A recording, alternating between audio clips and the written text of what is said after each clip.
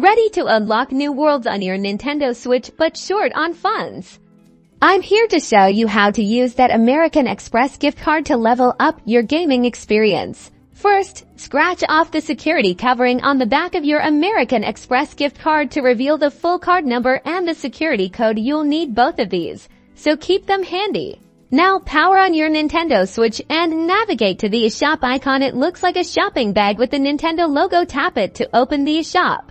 Once the eShop loads, select your user profile from the options presented. This will take you to your account page. Scroll down to the Add Funds option and select it. This is where you'll be adding the value of your MX gift card to your Nintendo account. Choose the credit card option. Even though you're using a gift card, the Nintendo eShop treats it the same way. Enter the American Express gift card number, the expiration date, and the security code exactly as they appear on the back of the card. Make sure you double check for any typos.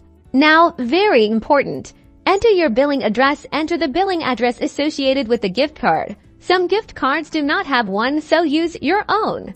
Review the information to make sure everything is correct, and then confirm the funds from your American Express gift card will be added to your Nintendo eShop balance.